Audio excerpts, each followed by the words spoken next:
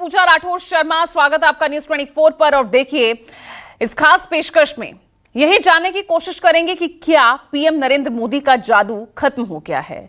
BJP अब वोटरों की फेवरेट नहीं रही, और ये हम इसलिए पूछ रहे हैं क्योंकि विधानसभा उपचुनाव के जो नतीजे आए उनमें एनडीए या यूं कहें बीजेपी का सुपड़ा साफ हो गया। इंडिया ब्लॉक की पार्टियों ने जबरदस्त कामयाबी हासिल की है। चुनावी नतीजों ने एक बड़ा राजनीतिक संदेश दिया है जो आने वाले समय की आहट दे रहा है। बीजेपी को वहां भी मुंह की खानी पड़ी। जिन राज्यों में उसकी सत्ता है, पहाड़ी राज्यों में कांग्रेस को जबरदस्त जीत मिली। उत्तराखंड और हिमाचल में कांग्रेस ने 5 में से 4 सीटों पर जीत दर्ज की। यानी साफ है कि जनादेश किसके साथ जा रहा है। और इसीलिए हम कह रहे हैं, अयोध्या के बाद क्या अब बद्रीनाथ?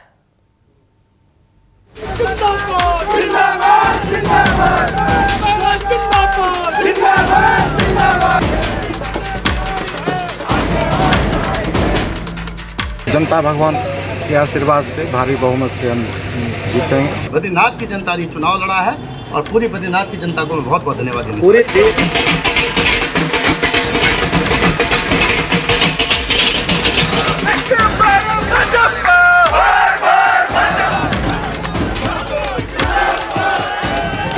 ये विश्वास भाजपा का जनता के बीच का रिश्ता बताता है। जनता ने चुनाव जिताकर भेजा कि आपकी 40 सीटें, ये जनता ने तय किया।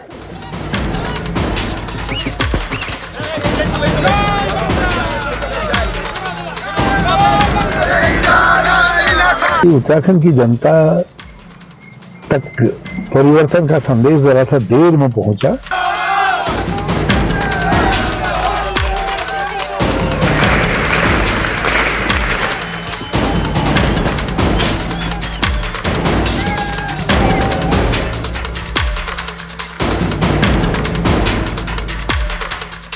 दस पर इंडिया, 2 पर एनडीए की जीत। बिहार में निर्दलीय शंकर ने बदली रीत।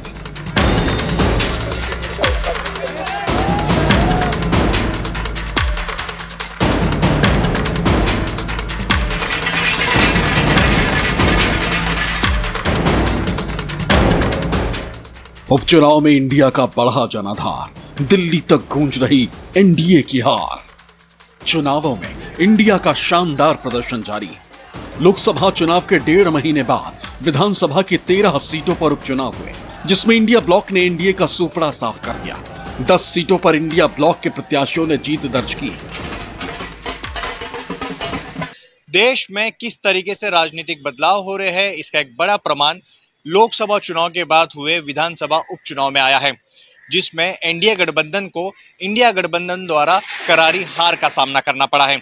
इंडिया गठबंधन ने अपने नाम 13 में से 10 सीट जीती है और इससे आने वाले दिनों में राजनीतिक बदलाव के संकेत भी दे दिए हैं, क्योंकि आने वाले दिनों में महाराष्ट्र, हरियाणा और झारखंड में विधानसभा चुनाव होने हैं। तो एनडीए सिर्फ 2 ही सीटों पर ही विजयी हुई। बिहार की रुपौली सीट जेडीयू के हाथ से निकल गई। यहां से निर्दलीय शंकर सिंह ने जीत दर्ज की। अब आपको बताते हैं कि कौन सा उम्मीदवार किस विधानसभा सीट से जीता।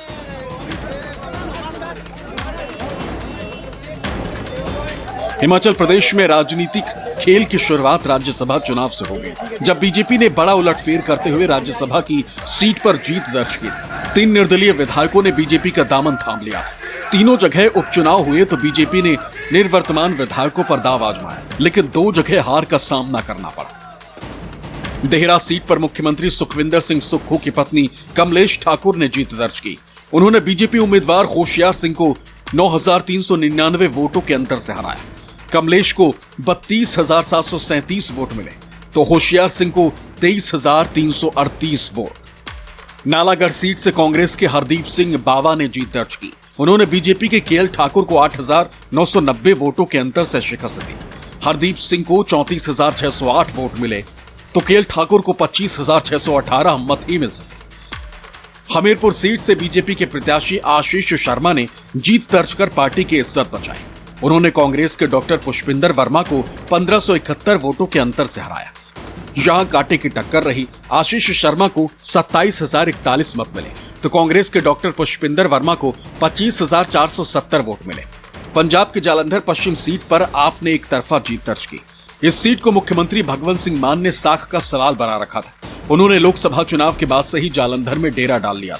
यहां से आप उम्मीदवार मोहिंदर भगत ने बीजेपी के शीतल अंगुराल को 37,325 वोटों से हराया।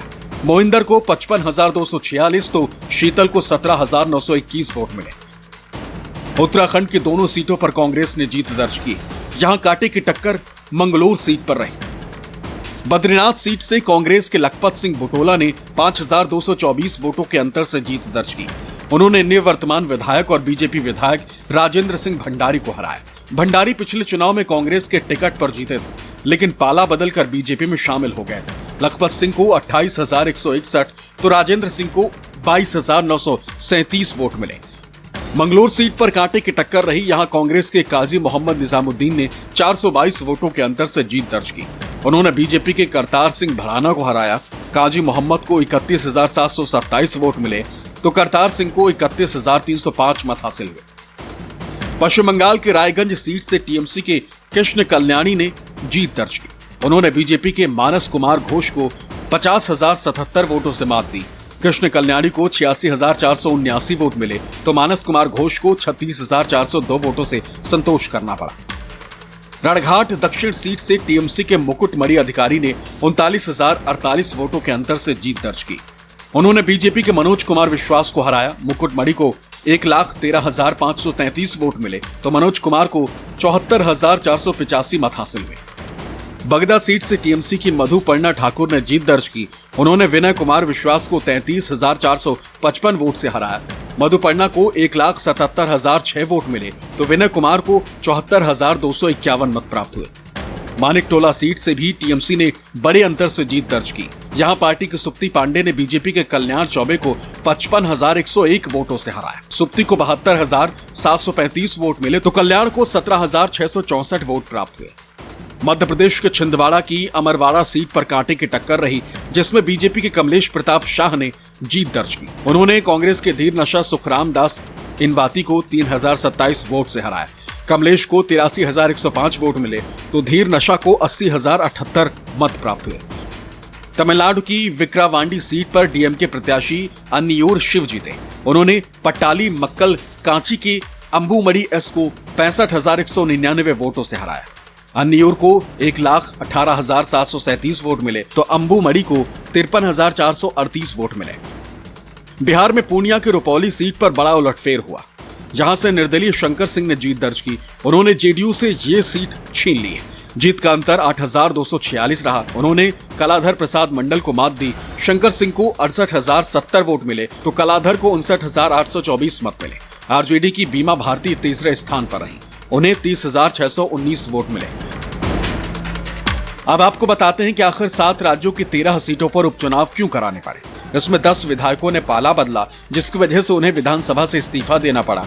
इसलिए उपचुनाव हुए, जबकि 3 सीटों के सिटिंग विधायकों का निधन हो गया, जिससे बाई इलेक्शन हुए।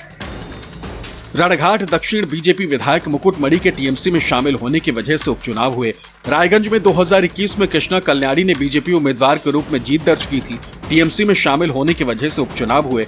बागदा में बीजेपी विधायक रहे विश्वजीत दास के टीएमसी में शामिल होने की वजह से उपचुनाव हुए। मानिकतला टीएमसी के विधायक साधन पांडे के निधन होने की वजह से उपचुनाव हुए।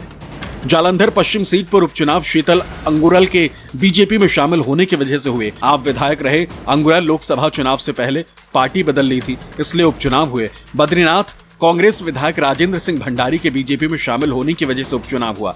मंगलौर में बीएसपी उम्मीदवार सरवत करीम अंसारी के निधन से सीट खाली हुई, इस वजह से उपचुनाव हुआ। हमीरपुर में निर्दलीय विधायक आशीष शर्मा के इस्तीफे की वजह से उपचुनाव हुए। आशीष बीजेपी में शामिल हो गए थे। देहरा में निर्दलीय विधायक होशियार सिंह बीजेपी में शामिल हुए, इस कारण से इस्तीफा हुआ और उपचुनाव हुए। नालागढ़ में निर्दलीय विधायक कृष्णलाल ठाकुर के इस्तीफे की वजह से उपचुनाव हुआ। अमरवाड़ा सीट से जीते कमलेश शाह कांग्रेस से बीजेपी में शामिल हुए, इसलिए उपचुनाव हुए। रुपौली में बीमा भारती के जेडीयू से आरजेडी में जाने की वजह से उपचुनाव हुआ। विक्रवांडी सीट से डीएमके विधायक एन पुगा झेंती का निधन होने की वजह से उपचुनाव हुआ। महाराष्ट्र में एमएलसी चुनाव में एनडीए ने क्रॉस वोटिंग कराकर इंडिया ब्लॉक को झटका दिया। इसके 24 घंटे भी नहीं बीते, विधानसभा चुनाव के नतीजों ने एनडीए को बड़ा डेंट दे दिया है, जिसके राजनीतिक मायने निकाले जा रहे हैं। आने वाले महीनों में होने वाले विधानसभा चुनाव में इस जीत का असर देखने को मिलेगा, ऐसी चर्चा राजनीतिक हलकों में हो रही है। तो विधानसभा चुनाव के नतीजे एनडीए के लिए इसलिए भी चिंता का विषय है क्योंकि जिन राज्यों में उसकी सरकार है वहां भी उसे जीत नहीं मिली। मसलन उत्तराखंड को देख लीजिए, यहां की दोनों ही सीटें बीजेपी हार गई। बिहार में भी एनडीए के हाथ से रुपौली सीट निकल गई, जबकि हिमाचल में कांग्रेस की सरकार है, वहां 2 सीटें पार्टी ने जीती, जबकि बंगाल की 4 सीटों पर सत्ताधारी टीएमसी ने जीत दर्ज की। उधर तमिलनाडु देख लीजिए तो वहां पर भी डीएमके ने अपनी जीत को बचाए रखा। एनडीए के लिए अपवाद मध्य प्रदेश रहा, जहां की सीट पर पार्टी ने अपना दबदबा कायम रखा। और इधर जैसे ही चुनाव के नतीजे आने शुरू हुए, जश्न का सिलसिला शुरू हो गया। बिहार, पंजाब, हिमाचल, पश्चिम बंगाल, उत्तराखंड, अबीर, गुलाल, मिठाई, ढोल नगाड़े, ये जीत का जश्न है। ये खुशी बहुत कुछ कहती है। जैसे ही प्रत्याशियों ने निर्णायक बढ़त बनाई, जश्न का सिलसिला शुरू हो गया। बिहार के रुपौला से लेकर बंगाल के रायगंज तक खूब पटाखे फूटे। पटाखों के बीच राजनीतिक आरोप प्रत्यारोप भी चलते रहे। कांग्रेस अध्यक्ष मल्लिकार्जुन खड़गे ने जीत पर खुशी जताई। उन्होंने सोशल मीडिया पर लिखा, विधानसभा उपचुनाव के सकारात्मक परिणाम के लिए हम जनता के सामने नतमस्तक हैं। उन्होंने जहां जहां कांग्रेस पार्टी के उम्मीदवारों के लिए वोट किया, इसके लिए उनका तहे दिल से धन्यवाद व आभार। विपरीत परिस्थितियों में सभी कांग्रेस कार्यकर्ताओं की मेहनत और प्रयासों के लिए हम उनका अभिवादन करते हैं। ये जीत दर्शाती है जनता ने भाजपा के अहंकार, कुशासन और नकारात्मक राजनीति को अब सिरे से नकार दिया है। ये मोदी शाह जी के गिरते राजनीतिक साख का भी प्रबल प्रमाण है। जय हिंद, जय संविधान। पश्चिम बंगाल में सत्ताधारी टीएमसी ने उपचुनाव में 4 सीटों पर जीत दर्ज की, जिस पर प्रतिक्रिया देते हुए मुख्यमंत्री ममता बनर्जी ने कहा कि ये जनता की जीत है। इनमें 3 सीटें बीजेपी के पास थी, जो अब टीएमसी जीत चुकी है।